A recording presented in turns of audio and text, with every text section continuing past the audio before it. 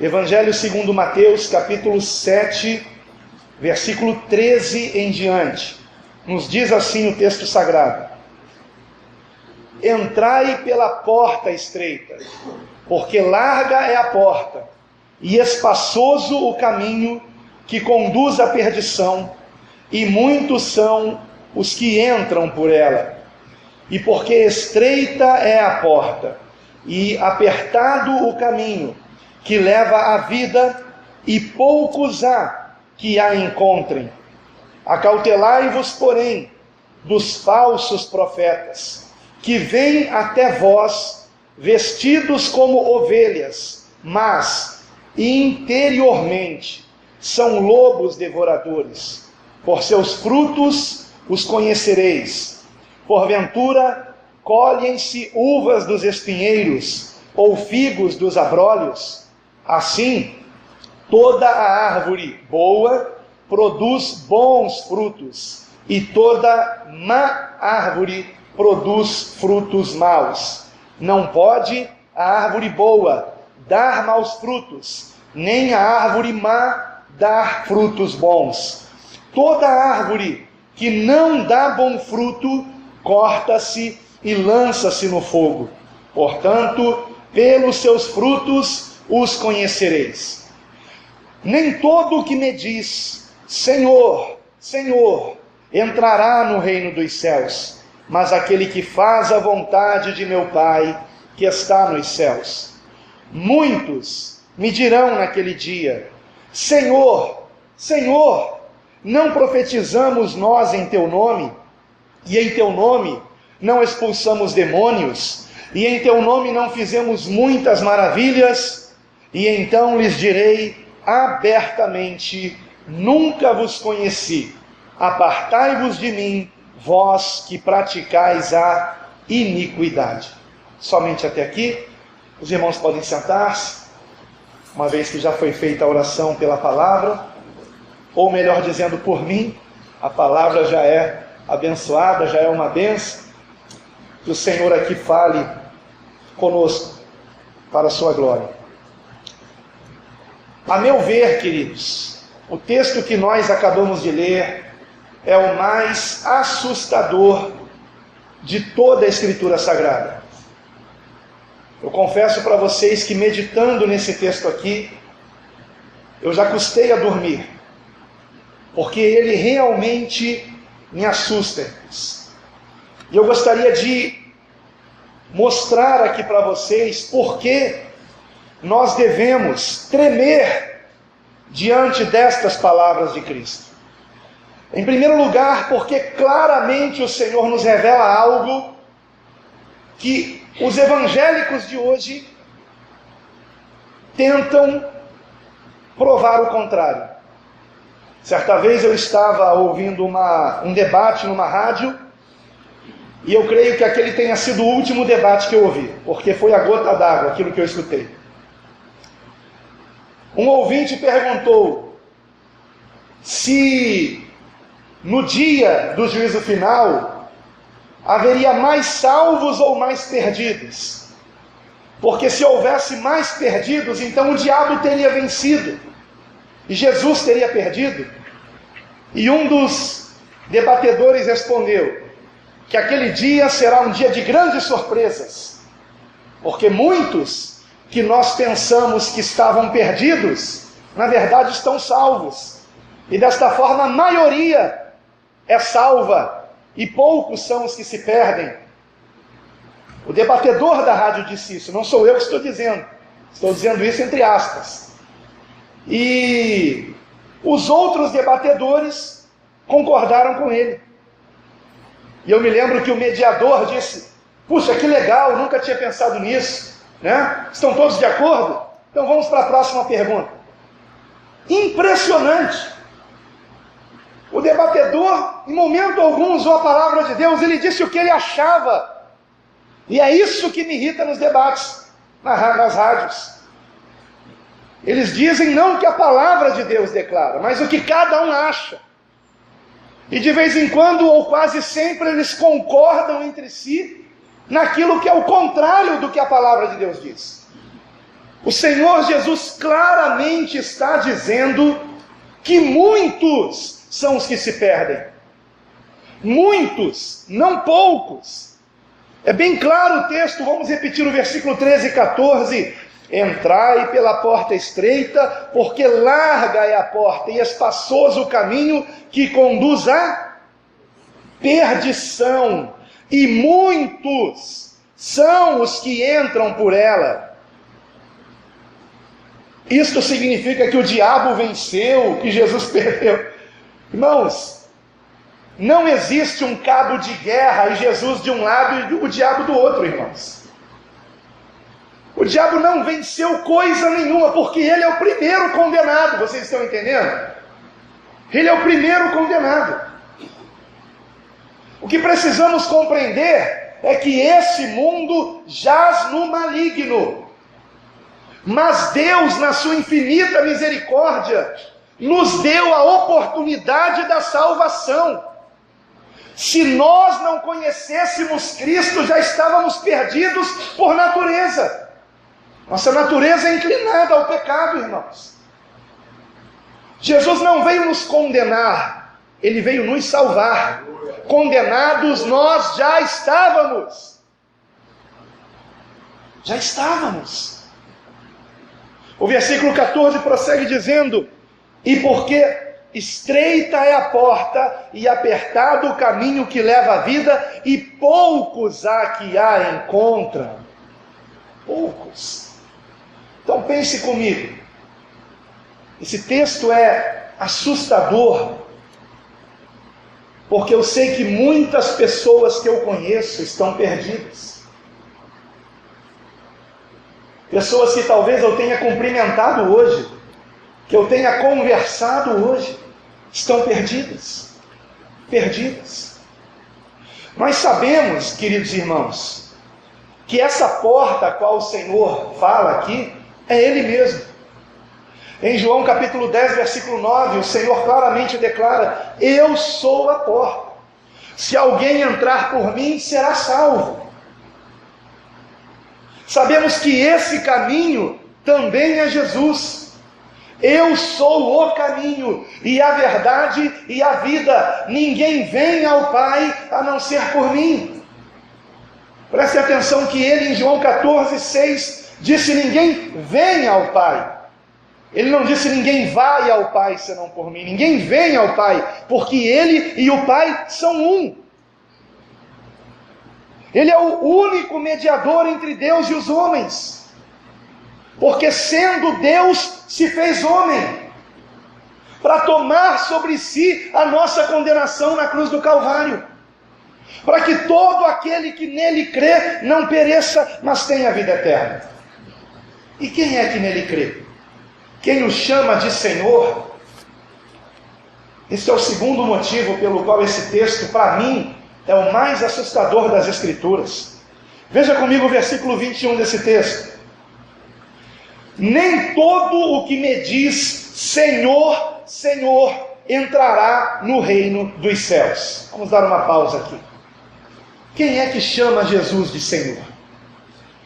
São os budistas, irmãos? São os islâmicos? São os ateus? Quem chama Jesus de Senhor somos nós. Nós é que chamamos Jesus de Senhor. Hoje mesmo, você aqui nesse culto, por diversas vezes, orando, você chamou Jesus de Senhor. Louvando, você o chamou de Senhor. Eu o chamo de Senhor. Chamar Jesus de Senhor é, porventura, uma garantia de salvação? Não. O texto é muito claro e ele me diz que não. E quem está dizendo isso é o próprio Senhor Jesus Cristo. Que nem todo que o chama de Senhor será salvo. Então isso me assusta. Porque se em primeiro lugar muitas pessoas que eu conheço estão perdidas, em segundo lugar, muitos crentes que eu conheço estão perdidos. Não apenas aqueles que não chamam Jesus de Senhor, Mas dentre os que chamam Jesus de Senhor, também há perdidos. E o mais assustador de tudo isso é que eles pensam que são salvos.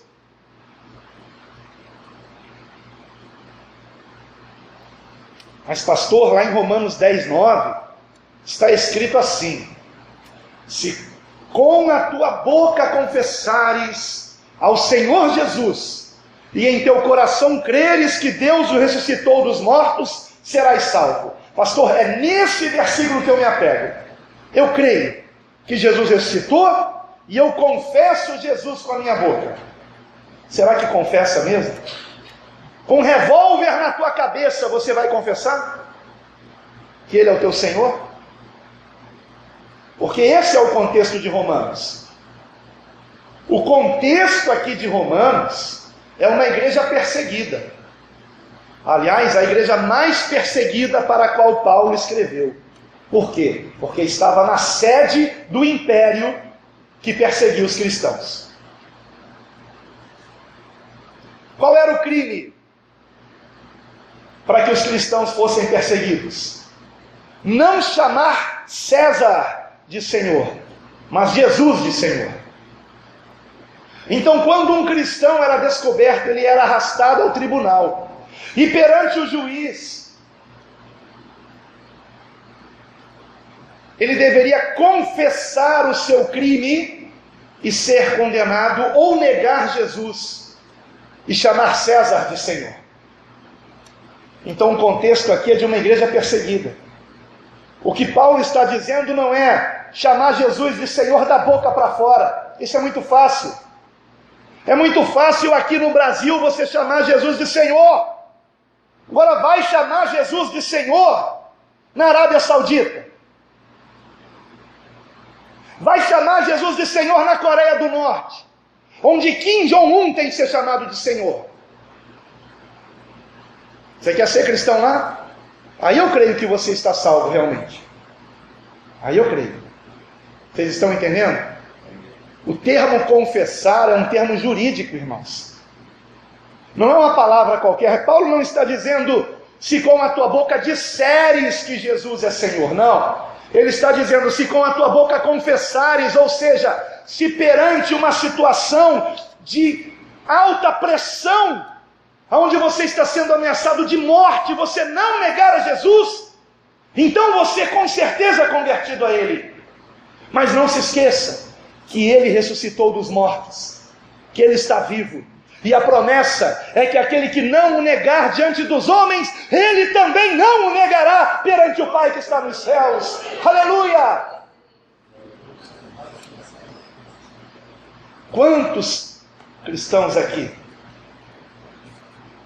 realmente confessariam Jesus? Realmente o amam a ponto de morrer pelo Senhor? De morrer pelo Senhor. Michael W. Smith compôs um louvor a Deus em homenagem a uma jovem que no massacre de Columbine, se não me engano era o nome daquela universidade, onde dezenas de jovens foram assassinados, uma jovem estava com uma cruz pendurada, uma cruzinha pequenininha, a bijuteria. E o assassino, ao olhar para ela e mirar para ela, disse: você é cristã? E ela disse: sou. Então negue Jesus e eu não vou matar você. E ela disse: Jesus é o meu Senhor. Imediatamente ela foi assassinada. Essa sim amava o Senhor. Amava o Senhor. Jovem, você ama o Senhor? Você pode ser provado hoje indo para casa. Você ama o Senhor? Ou você ama a sua própria vida? Aquele que amar a sua vida vai perdê-la. Mas aquele que perder a sua vida por minha causa, disse o Senhor, irá ganhá-la para toda a eternidade. Aleluia. Aleluia. Todos nós um dia vamos partir. Que tenhamos a honra de morrermos como mártires, porque em breve cada um de nós terá sua fé testada. Vocês sabem disso. Se há uma igreja onde eu posso pregar com certeza de que aqueles que me ouvem sabem disso, é esta igreja aqui. Porque o pastor desta igreja sempre os lembra disso, da perseguição que virá, e que já começou, irmãos, e ela só vai aumentar mais e mais. Você realmente ama o Senhor? Então, a primeira razão pela qual esse texto para mim é assustador, é porque ele me revela que poucos são salvos. Muitas pessoas que eu conheço estão perdidas, e é por isso que eu preciso falar de Jesus para elas. Mas ainda que elas estejam numa igreja, elas podem continuar perdidas, embora chamem Jesus de Senhor. Mas há algo ainda mais assustador aqui, irmãos. Veja comigo o versículo 15 em diante, até o 20, por favor. Acautelai-vos, porém, dos falsos profetas, que vêm até vós vestidos como ovelhas, mas interiormente são lobos devoradores. Pelos seus frutos os conhecereis. Porventura colhem-se uvas dos espinheiros ou figos dos abrolhos? Assim, toda árvore boa produz bons frutos, e toda árvore má produz frutos maus. Não pode a árvore boa dar maus frutos, nem a árvore má dar frutos bons. Toda árvore que não dá bom fruto corta-se e lança-se no fogo. Portanto, pelos seus frutos os conhecereis. Não somente as pessoas que não conhecem Jesus estão perdidas. Não somente aqueles que chamam Jesus de Senhor podem também estar perdidos. Mas há também pastores perdidos, pregadores perdidos, evangelistas perdidos, missionários perdidos, bispos perdidos, supostos apóstolos perdidos. Pregam em nome de Jesus, chamam obviamente Jesus de Senhor, mas fazem mais que isso. Se atrevem a pregar. E aqui eu tremo, irmãos. E aqui eu tremo, irmãos. Eu tremo aqui. Porque eu posso estar pregando para você e o Senhor me considerar um hipócrita. Eu posso estar pregando a minha própria condenação aqui. Há muitos falsos profetas hoje em dia. Muitos. Como é que eu sei? Porque o Senhor Jesus nos ensinou a reconhecê-los, irmãos. Não são por suas palavras que nós os reconhecemos, não. Não é por uma grande oratória, poder de persuasão, carisma, simpatia. Eu costumo dizer que o inferno deve estar cheio de pessoas simpáticas. Judas com certeza era muito simpático, ninguém desconfiou dele. Nem mesmo quando o Senhor Jesus deu um bocado de pão molhado, dizendo para Pedro, é aquele a quem eu der o pão molhado, e deu, e nem assim. Quando Judas se levantou, todos os apóstolos pensaram que Judas tinha ido comprar alguma coisa, dar alguma coisa para os pobres. Pensaram que ele tinha ido fazer caridade, irmãos. Ele estava acima de qualquer suspeita. Existem pregadores acima de qualquer suspeita aos olhos do homem. Mas o Senhor conhece o coração. Sabe o que tem no nosso interior. E Ele diz que esses falsos profetas vêm até nós vestidos como ovelhas, versículo 15, mas interiormente. E quem é que conhece o interior? Deus. São lobos devoradores. Em algumas versões que eu até prefiro, vem escrito lobos roubadores. É isso mesmo que eles querem, o seu dinheiro. Querem o seu dinheiro. Aliás, eles não querem só o teu dinheiro. Eles querem escravizar você. Como agora, um líder de uma denominação que se diz cristã ordenou que fosse feito um filme sobre a vida dele. Filme no cinema. E para quem não sabe, obrigou os membros das milhares de igrejas que tem espalhada pelo mundo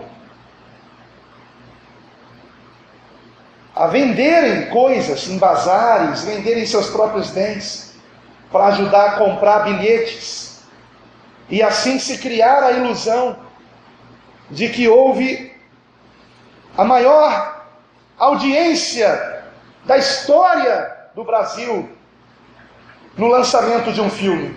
Tudo forjado.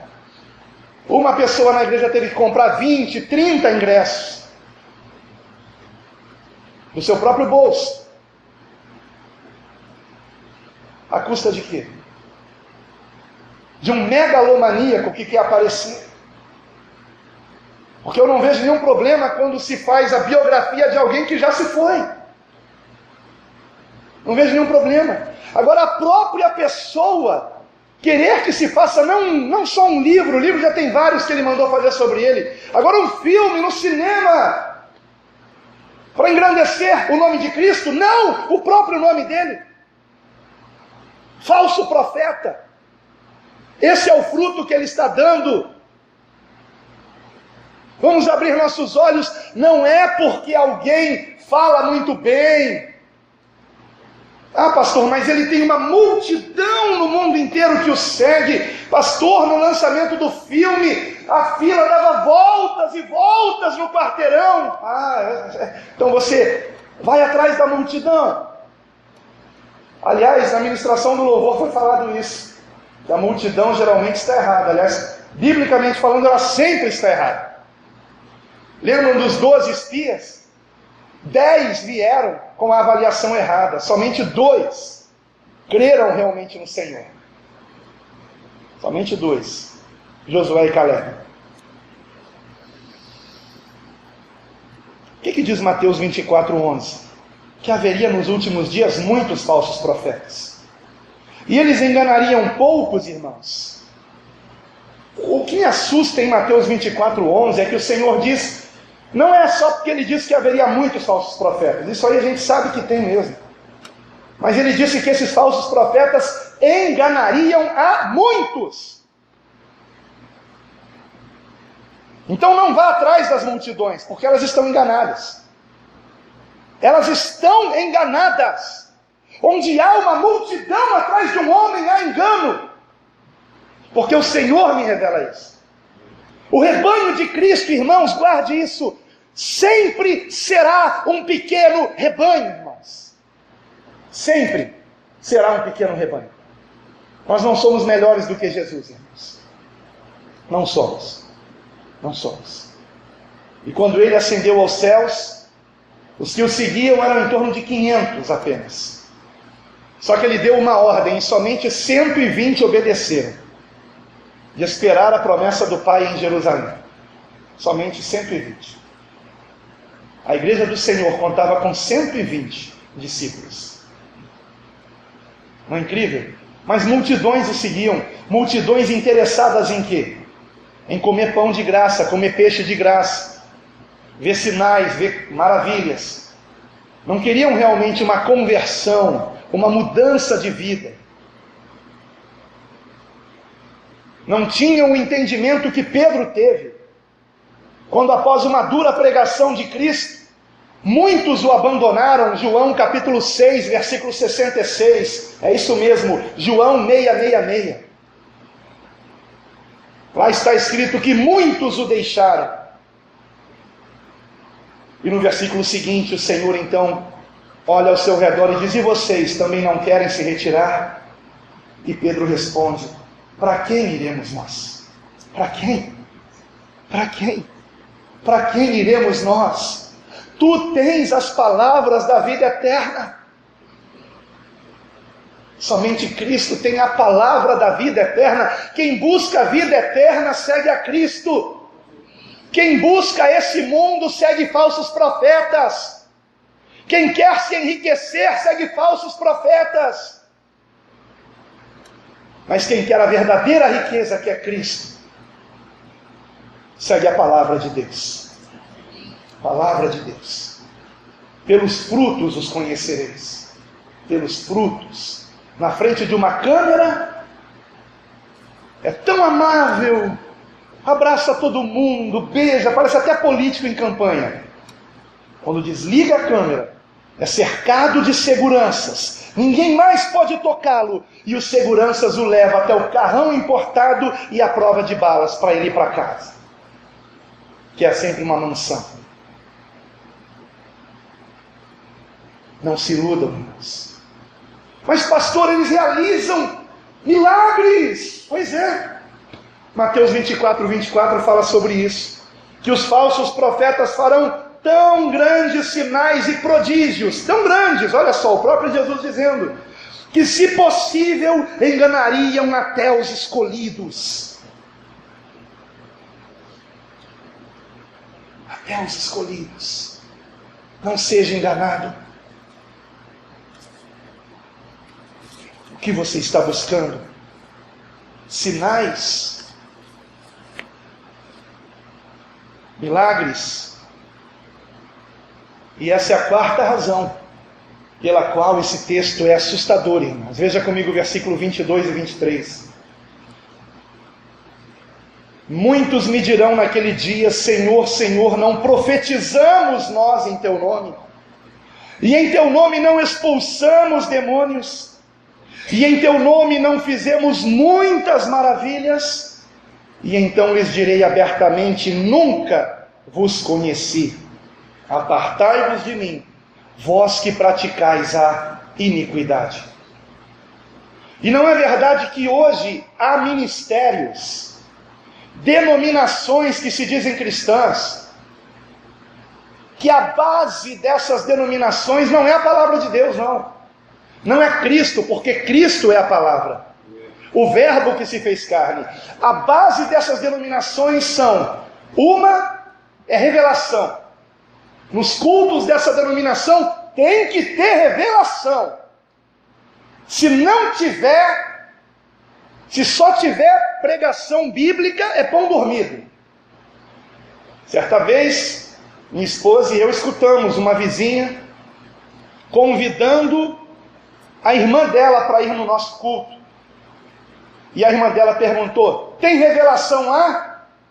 E ela disse: tem pregação da palavra. E a resposta foi: ih, pão dormido, estou fora.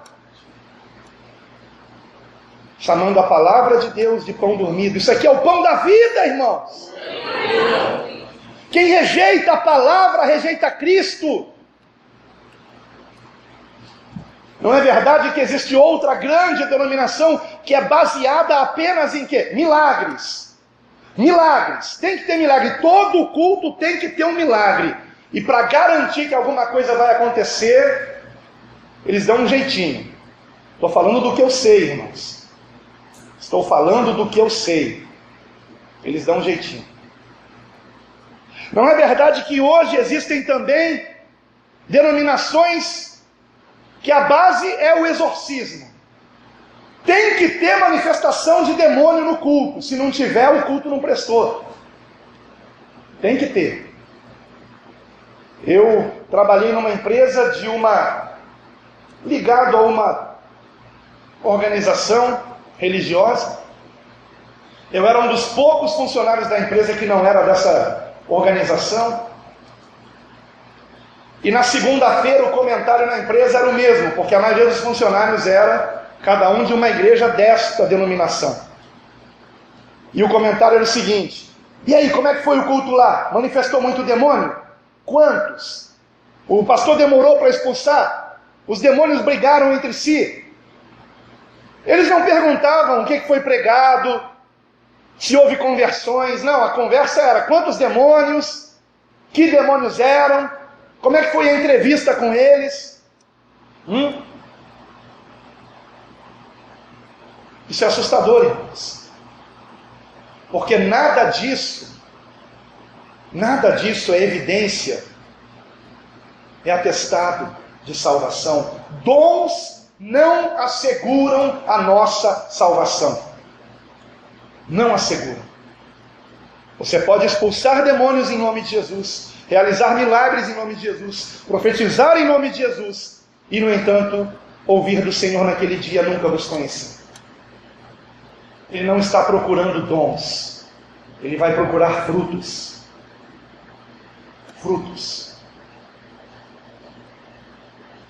Quem é você? Seu caráter foi transformado? Vejam quão apertado é esse caminho, irmãos. Poucos se salvam. Muitos que dizem Senhor, Senhor estão perdidos também. Muitos que supostamente pregam em nome de Jesus também estão perdidos. Denominações inteiras cuja base são milagres, profecias e exorcismo, perdidos. Porque o foco não é Cristo. O foco é o espetáculo. Qual é o espetáculo? Quem gosta de profecia, denominação tal. Quem gosta de expulsão de demônios, denominação tal. Quem gosta de milagres, denominação tal. A mão de Deus está aqui. Não está mais em lugar nenhum. Como esse caminho é apertado. Isso me assusta, irmãos. Eu tremo diante dessa palavra, irmãos. Eu tremo, irmãos.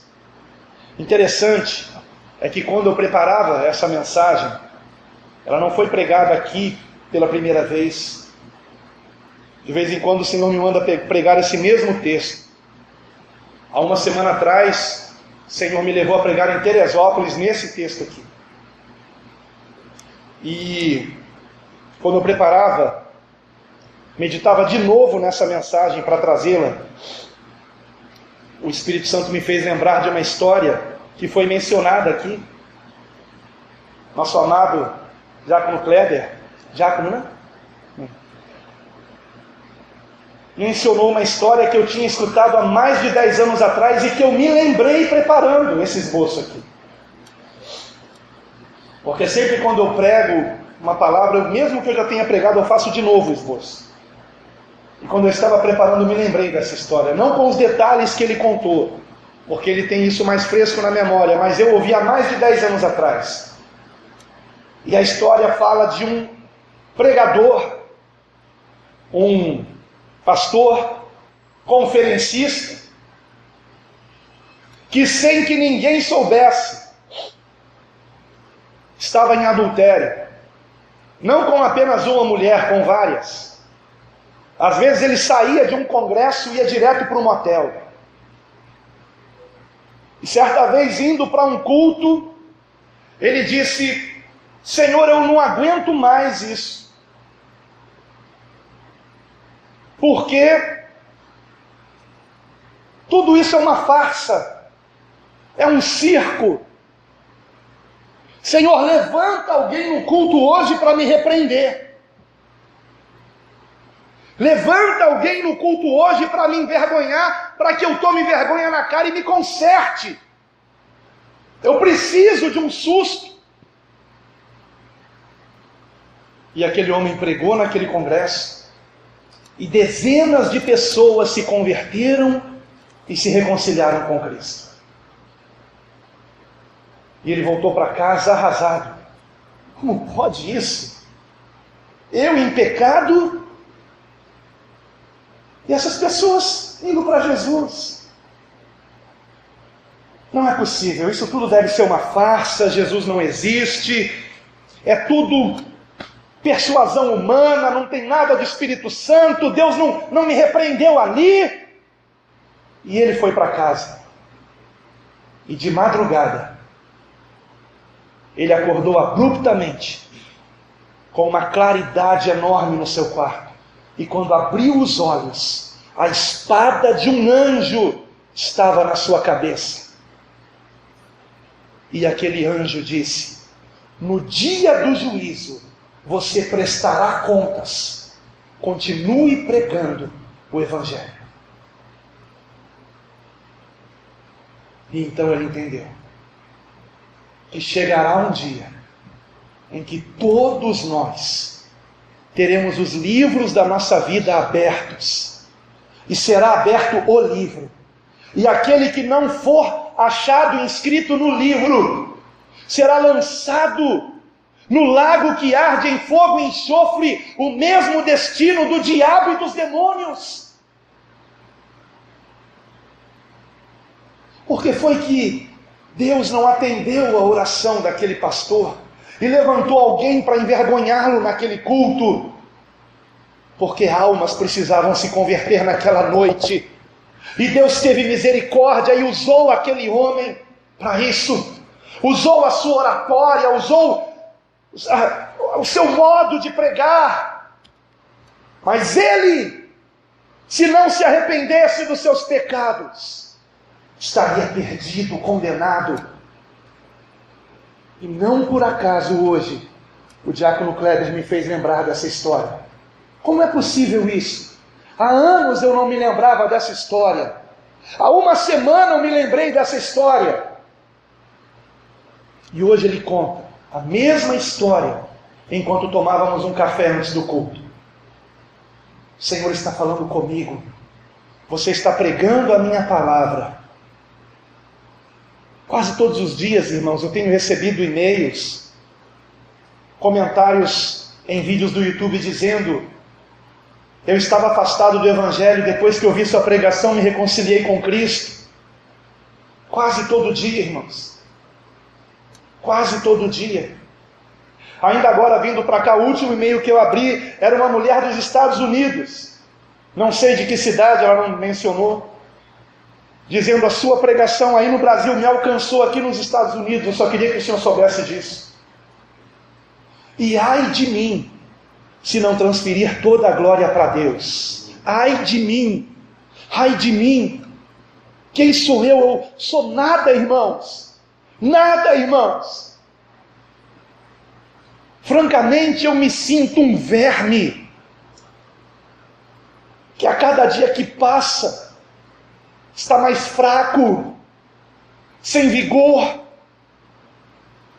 Como queria eu que o que está acontecendo comigo agora tivesse acontecido quando eu tinha 17, 18 anos de idade. Como queria eu ter o ímpeto da juventude que vocês têm para pregar esse evangelho que salva. Que salva. Mas pastor, poucos serão salvos. Mas se você não pregar, nenhum deles será. Nenhum deles. E se pelo menos uma pessoa naquele grande dia disser que ouviu o evangelho verdadeiro através de você, terá valido a pena. Terá valido a pena. Terá valido a pena. O meu temor, irmãos, é o mesmo de Paulo. Imaginem só, meu Deus, Paulo, como eu estou longe dele. Paulo temia que depois de ter pregado a tantos, ele mesmo fosse reprovado. Por isso ele disse: esmurro o meu corpo e o submeto a Cristo. Será que nós compreendemos o quanto o pecado é grave? Nós não podemos permanecer no pecado, nós que conhecemos a Cristo. Temos que lutar contra ele, não com as nossas forças, mas buscando o poder do alto. Esse poder nos está disponível, irmãos. Nessas alturas talvez você se pergunte: como, pastor, eu posso estar entre esses poucos? E a resposta está no versículo 23. O Senhor diz abertamente: nunca vos conheci. Não há algo estranho nessa frase? Jesus é onisciente. Ele sabe de todas as coisas. Ele conhece os nossos pensamentos, a intenção do nosso coração. Como que ele diz nunca vos conheci? Veja que ele diz nunca. É como se ele estivesse dizendo: eu não sei quem você é. Mas ele sabe de todas as coisas. De todas as coisas. E isso me deixou bastante impressionado. E eu fui pesquisar isso no texto original. E eu descobri algo muito importante. A palavra conheci, escrita no versículo 23, no original, significa conhecer na intimidade. O Senhor está dizendo: você nunca teve intimidade comigo. Nunca teve intimidade. Nós nunca fomos íntimos. Nunca tivemos momentos a sós de verdade.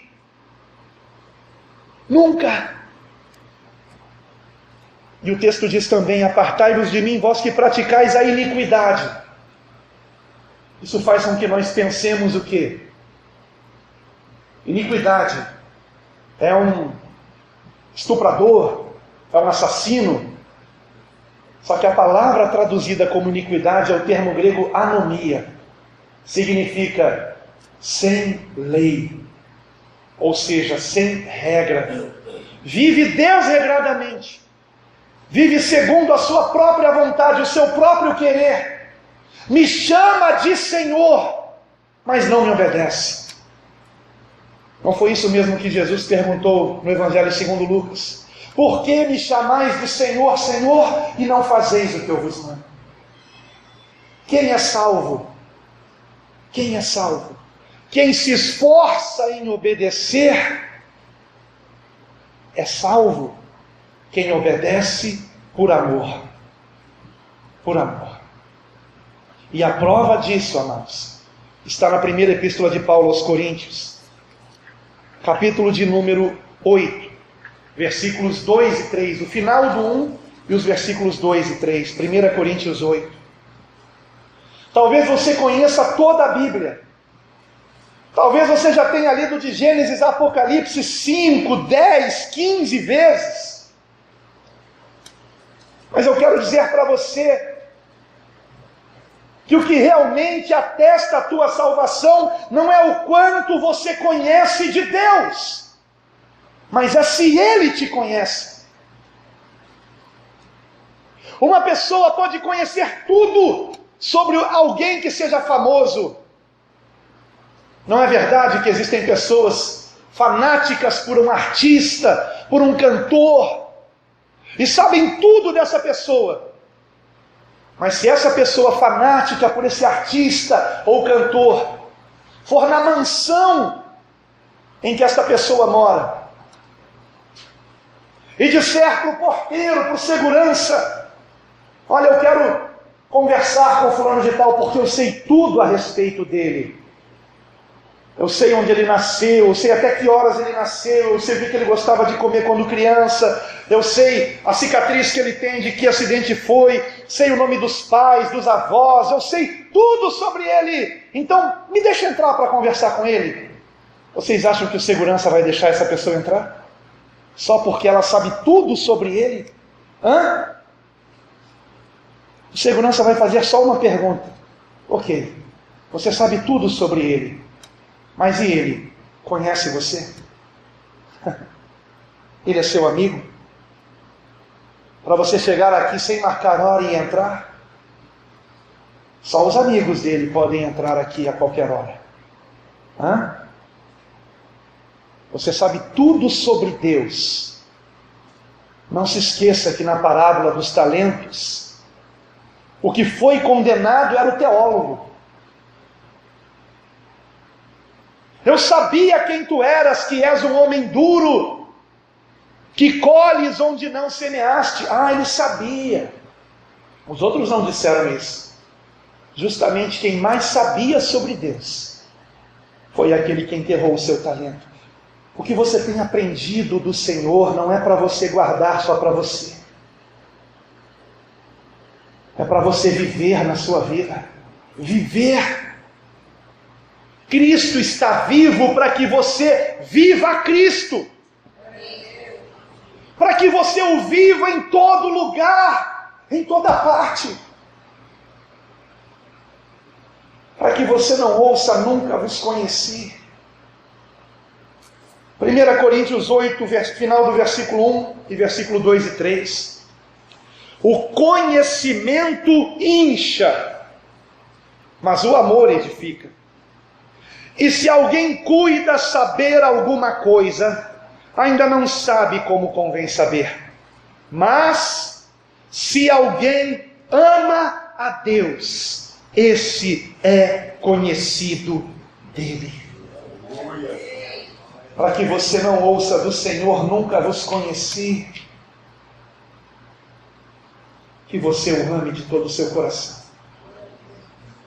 Que você o ame. Salvação não se trata de um conhecimento teológico, se trata de um relacionamento verdadeiro. Um relacionamento com aquele que sim, morreu numa cruz, mas que ao terceiro dia ressuscitou e vive, e prometeu estar conosco todos os dias, até a consumação dos séculos. Ele morreu naquela cruz, para que o véu fosse rasgado de alto a baixo, para que não houvesse mais separação entre nós e o nosso Deus. Como é que nós ousamos viver longe dele, irmãos? Um preço tão grande foi pago, não para que nós estivéssemos aqui apenas reunidos, não, mas para que nós tenhamos um relacionamento com ele, um relacionamento íntimo, um relacionamento verdadeiro, que você o ame com todas as suas entranhas. Hoje, muito se fala em amar o próximo, amar o próximo, amar o próximo, mas o verdadeiro amor ao próximo só acontece quando amamos a Deus sobre todas as coisas. Amai-vos uns aos outros, assim como eu vos amei, disse Jesus. Ele é o referencial, ele é o nosso exemplo. E como foi que ele nos amou, dando a sua própria vida por nós? Todos nós conhecemos o que está escrito em João 3,16. Deus amou o mundo de tal maneira que deu o seu Filho unigênito, para que todo aquele que nele crê não pereça, mas tenha vida eterna. Mas poucos conhecem 1 João 3,16, que nos diz que assim como ele deu a sua vida por nós, nós devemos dar a nossa vida pelos nossos irmãos. Só que muitos, ao invés de dar a vida pelo irmão, critica o irmão, julga o irmão, pisa no irmão, fica sem falar com o irmão, é frio com o irmão, é indiferente com ele. Como pode tal pessoa ser salva? Não, não é. Não é. Não é.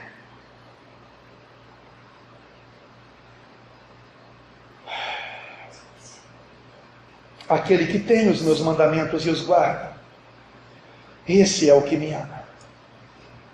E aquele que me ama será amado de meu Pai, e eu também o amarei e me manifestarei a ele. Amado Deus e Pai, ó Senhor,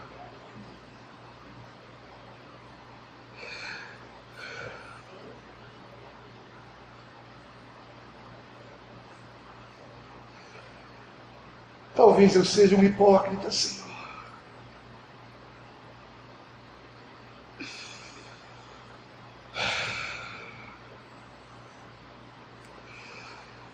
Oh Deus, Deus.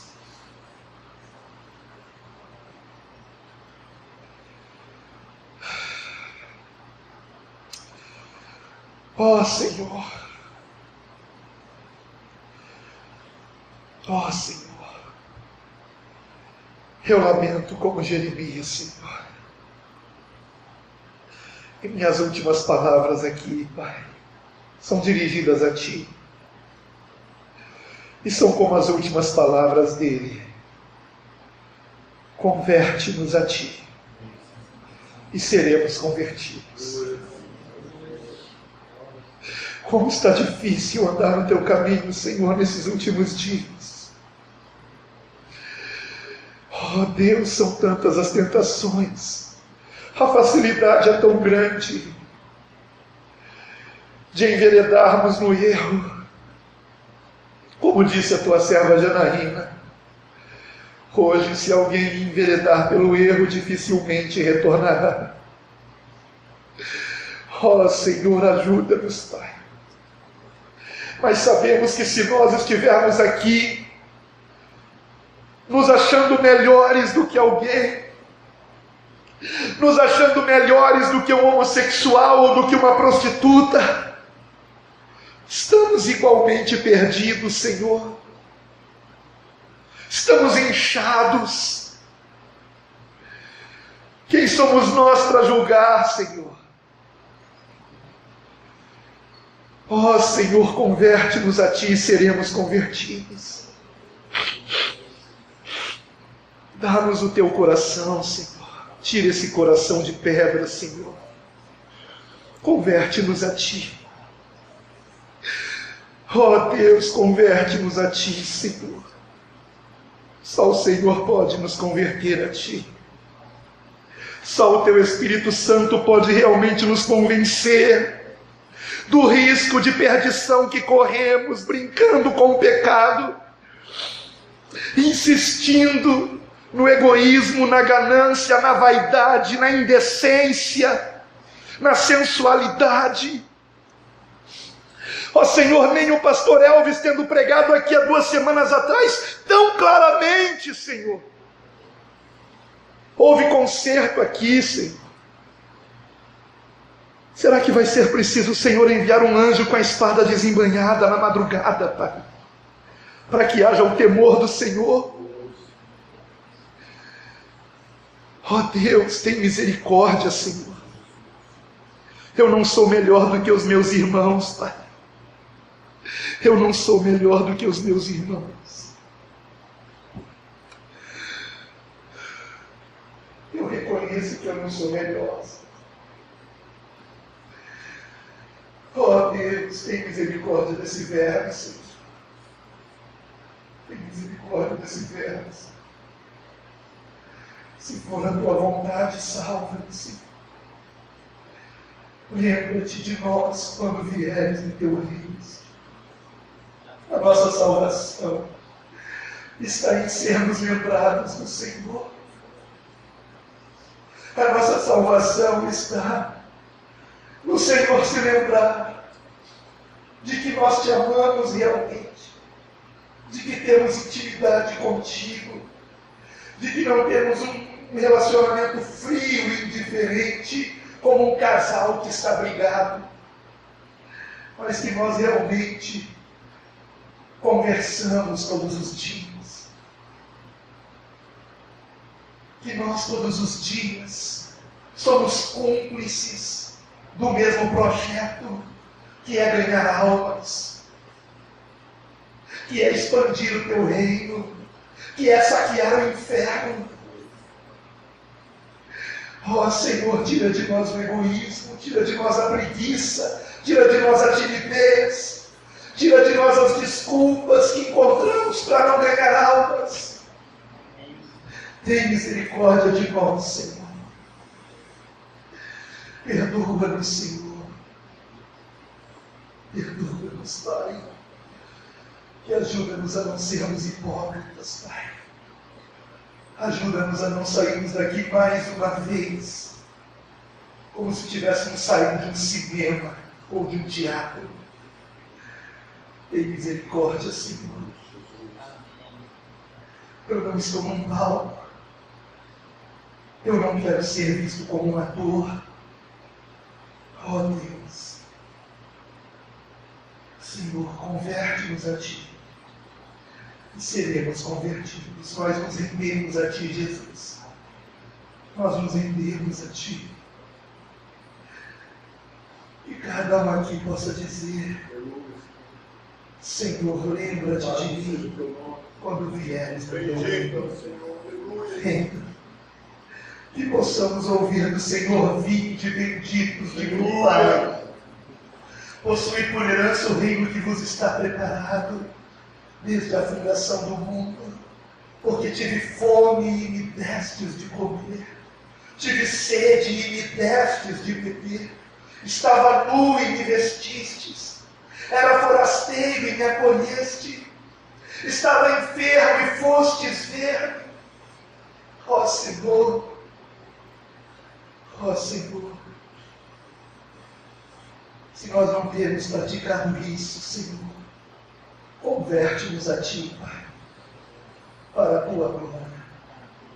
Em nome de Jesus, Pai, nós te rogamos e te agradecemos. Amém.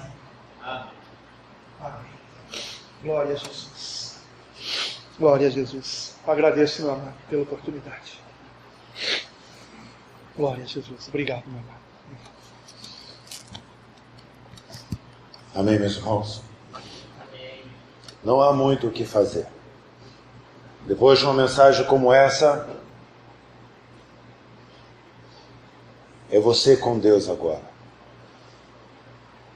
É você e Deus, aquele que te conhece, aquele que te gerou, do qual nós não podemos nos esconder. Quando estávamos preparando esse culto jovem na semana passada, o Vitor tinha me convidado para trazer a palavra, mas eu me senti compelido de convidar